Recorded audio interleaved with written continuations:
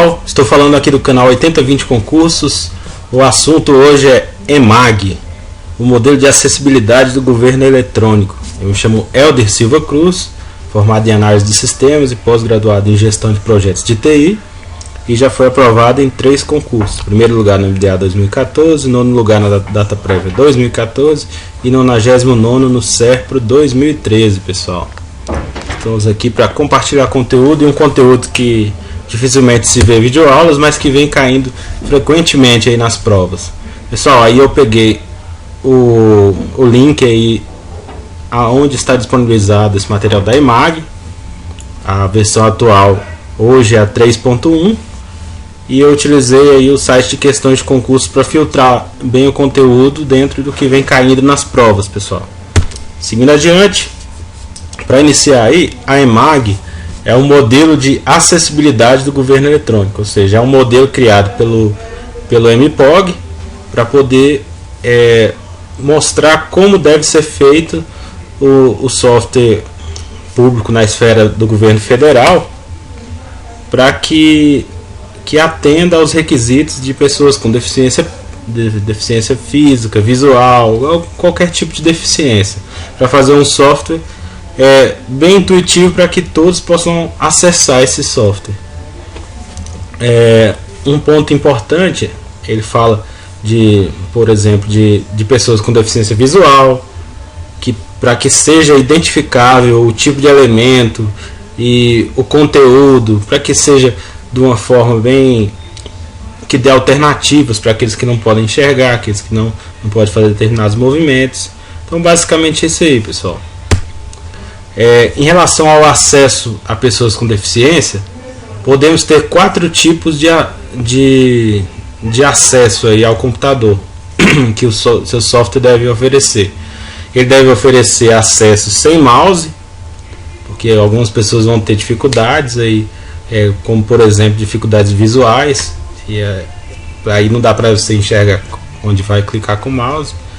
Sem o teclado, para outros tipos de situações de limitações, e sem o monitor, e também sem áudio, as pessoas que não têm deficiência auditiva. Porém, todas essas funcionalidades devem estar aplicadas, sendo que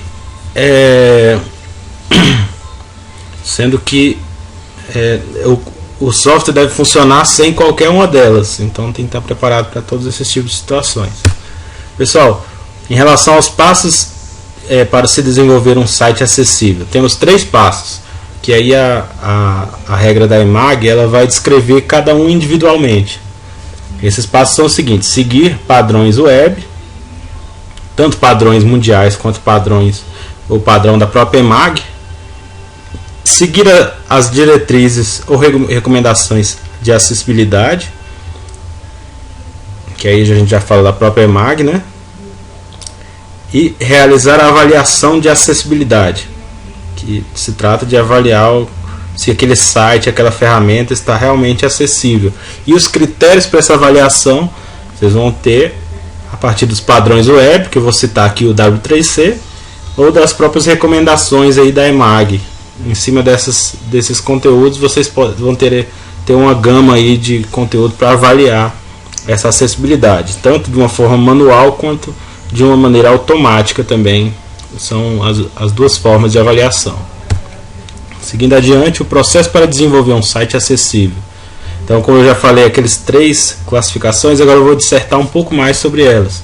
Quando eu falo de padrões web, pessoal, aí eu vou citar a W3C, como já tinha falado anteriormente, que é quem estabelece padrões para a construção de HTML, que é uma linguagem de marcação, quanto CSS, quanto uma página dinâmica. Ela é quem padroniza como devem ser feitas as páginas. Inclusive, eles têm ferramentas para poder validar se aquela página que você construiu está de acordo com os padrões da W3C. Seguindo adiante aí, né, quando eu falo de seguir as diretrizes ou recomendações acessíveis, como já havia citado, temos uma padronização a nível mundial, que a W3C coloca através da WCAG, atualmente aí na versão 2.0, E temos a nossa padronização a nível nacional, que é a EMAG, que traz essa padronização aí, pessoal. Ela é um documento que contém diretrizes e recomendações para nortear o desenvolvimento aí de sites, portais, de uma forma assim acessível. E por fim, a questão da realização de avaliação de acessibilidade, temos a automática e a manual. Tem provas que perguntam aí se existe só a automática, se existe a manual, mas aí você tem que lembrar desse ponto, que existem esses dois tipos. Aí abaixo ele descreve algumas situações dentro da manual, da automática, mas eu vou ser breve aqui no meu comentário. A questão da validação automática através de ferramentas e a avaliação manual através de próprios procedimentos sob orientação da EMAG e da W3C. Se vocês quiserem podem ler mais em detalhes, mas como não vem caindo tanto em prova esses conteúdos, eu vou passar adiante. Basta saber que existem esses dois tipos, né? Os elementos a serem padronizados que devem estar presentes em todas as páginas do governo eletrônico são. Então, quais são os elementos que toda página do governo eletrônico deve ter? Então, são esses elementos aí. Página com descrição dos recursos de acessibilidade, vocês tem que estar descrito lá quais são os recursos. Eu tenho que ter teclas de atalho para todas as funcionalidades do site. Eu tenho que ter uma barra de acessibilidade. Nessa barra eu vou ter como aumentar a fonte do documento que eu estou visualizando, tem como diminuir, eu tenho como ter uma fonte normal, aumentar o contraste, ou diminuir, eu tenho como ver quais são os atalhos da tela, tem como ter recursos de acessibilidade em si, que eu saiba em qual a língua que está aquela página, de repente mudar para outro idioma. São essas coisas de acessibilidade. Em relação à apresentação do mapa do site, eu tenho que ter em algum lugar descrevendo como é que o site está disposto. Tem que ter apresentação de formulário. Eu tenho que ter conteúdo alternativo para a imagem, ou seja, se eu tenho uma imagem, eu tenho que ter como ter acesso a um texto que me diz o que aquela imagem está trazendo, porque no caso a pessoa seja deficiente visual, ela consegue com algumas ferramentas a leitura do texto, mas tem que ter algum texto, não pode ser só a imagem. Em relação à apresentação do documento, deve estar bem apresentável. E são esses os elementos padrões que vêm sendo cobrados aí em algumas provas. Vou citar, por exemplo, a ESAF em 2012, a CGU cobrou essa pergunta. Em relação a atalhos de teclado, também nunca vi cair, mas pode vir a cair em alguma das provas aí. Eu devo ter atalhos para ir ao conteúdo, para ir ao menu principal e a caixa de pesquisa. Por exemplo, são atalhos que são obrigatórios ter para os sites aí padronizados pela EMAG. A apresentação do formulário, algumas recomendações são sempre utilizar a tag para formulário. O HTML deve estar na ordem correta. Não é aconselhável usar um atributo que chama tab index, que ou seja, você está fazendo a sua tabulação e ele pular lá para cima na hora que você dá o tab.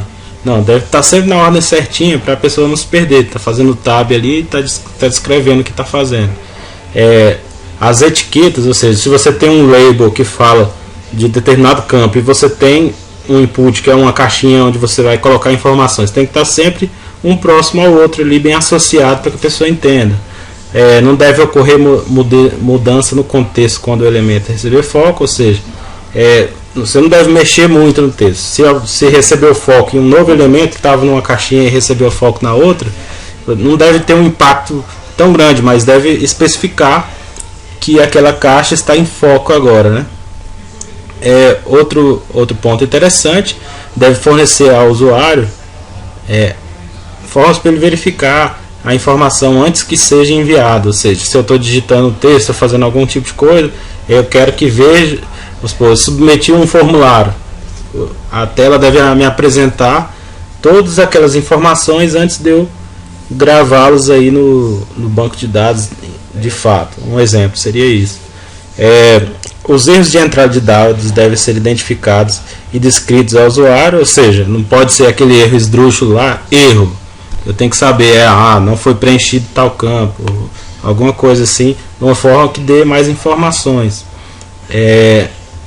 Ainda em relação ao formulário, eu devo ter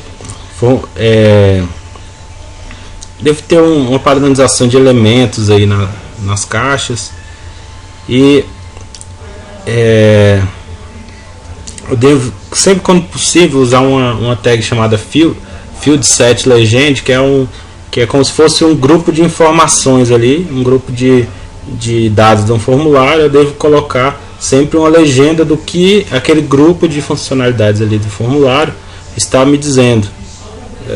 Por exemplo, ali eu tenho dados pessoais, então eu tenho aí embaixo eu tenho todos os dados pessoais. Agora, quando o formulário for muito pequeno, aí não é aconselhável colocar um field legend, né? Nesse caso. Em relação à seção de classificação das recomendações de acessibilidade, teremos o seguinte: dentro dessas classificações eles vão estar sempre falando que o controle do site deve estar sempre na mão do usuário. Você deve sempre utilizar os padrões, por exemplo, W3C e EMAG, sempre está sendo utilizado. Você deve usar várias formas para comunicação, ou seja, se você não vai só colocar uma imagem, você coloca uma imagem, um texto associado, de repente se eu clicar na imagem ele tem um som para me escutar. Então, porque entendendo que são vários tipos de pessoas que vão estar acessando aí sua aplicação, e pessoas inclusive com deficiência física, que é o foco dessa norma. A marcação do padrão W3C e EMAG, né? Quando eu falo de marcação, deve seguir a W3C e EMAG. Ordem via teclado, você deve trabalhar sempre com a ordem correta. Os comandos via teclados, deve utilizar âncoras nos conteúdos, que é um link que leva para um outro conteúdo lá embaixo. Não deve utilizar tabelas no layout, que era uma coisa usual antigamente, de fazer um layout em tabelas. Hoje a gente utiliza layout com o que chamamos de div, que é uma tag que separa a tela assim com forma de quadrados, né? Sem precisar de uma tabela separando aquela grade ali da tela principal do layout, né? Não deve ter não automático. Eu botei isso para lembrar o seguinte, que sempre quando você vê alguma coisa que acontece, você clica no lugar, uma página se abre automaticamente sem o usuário querer isso, ou então tem uma atualização que o sistema faz automático. Esse tipo de coisa faz o usuário se perder no que está acontecendo. Então, sempre quando eu falar assim de alguma função automática, já sabe que a EMAG não recomenda isso. Nada automático. Tudo o usuário deve estar com controle total ali da aplicação, sendo que nada vem assim surpreender ele. O comportamento deve ser acessível, não automáticos, ou seja, não ter comportamentos automáticos, como eu falei anteriormente. Deve oferecer sempre alternativas, não somente uma imagem e um áudio, como eu havia falado, uma imagem e um texto, um vídeo. Deve estar sempre na mão do usuário o controle da aplicação. Deve oferecer sempre alternativas, deve sempre ter informações de que tipo de erro que aconteceu, informações do que aquele campo, daquilo que aquele conjunto do formulário vai apresentar. Então sempre um conteúdo informativo, de maneira também que quando você estiver numa página acessando, tenha algum lugar que você consiga identificar em qual página você está, como eu faço para voltar para a página principal. Ter explicações, descrição. Em relação à apresentação do design, o design deve sempre diferenciar cores, diferenciar textura, de uma forma que você consiga se identificar onde você está e que uma informação de destaque entre uma ou outra ali no texto. Em relação à multimídia, sempre ter alternativas, como eu falei, questão se eu não posso ter só um vídeo, às vezes tem uma pessoa que não escuta e não vê, então tem que ter uma outra forma de lidar com a informação aí. Em relação aos formulários, tem que ter sempre alternativas nos formulários, associação, a ordem tem que ser correta, lembrando, não posso estar linkando aqui e aí de repente tem um tab index que me joga lá para cima. Não, eu tenho que ter sempre a ordem certinha no formulário. Não deve ter funções automáticas que acontecem no meio do caminho. Deve sempre estar agrupadas as informações. E basicamente é isso, pessoal, que é o que a gente deve saber para a gente entrar aí de vez nessas questões da EMAG. Então, basicamente, as questões são o seguinte: em cima de cada conteúdo desse, tanto marcação, comportamento, conteúdo, informações, apresentação, design, multimídia e formulário, todas elas vão ter vários princípios aí, várias recomendações da EMAG, e as questões costumam perguntar muito sobre cada uma dessas recomendações. Por exemplo, em marcação, primeira recomendação de marcação: respeitar padrões. Então, eu já tinha comentado ali em cima. Um exemplo disso que caiu aí no CESP em 2002 que sempre o HTML deve ter uma tag chamada doctype, que informa qual é o tipo de documento. Deve estar lá sempre lá em cima no HTML. Costumam perguntar qual o padrão que é utilizado também. É o padrão web aí, conhecido como W3C. Seguindo adiante, em relação à organização do HTML, deve estar sempre de forma lógica, como eu já havia falado, bem organizado, um depois do outro, os dados conforme a pessoa vai digitando. Utilizar corretamente níveis de cabeçalho, ordenar de forma intuitiva a leitura e tabulação, sempre intuitivo. Disponibilizar todas as funções via teclado, é muito importante isso, tá lembrando que você vê a quantidade de provas que já pediu isso. Fornecer âncora, não utilizar tabelas para diagramação, separar links que estão muito próximos uns dos outros, aí, links adjacentes. Não abrir novas instâncias sem a solicitação do usuário, lembrando aí do controle do usuário. Você não pode abrir aí sem o usuário pedir, então isso aí é um princípio bacana aí para você estar matando as provas. Em relação ao comportamento, devemos aí garantir que os objetos programáveis sejam acessíveis. Não pode ter um botão lá que não dá para acessar.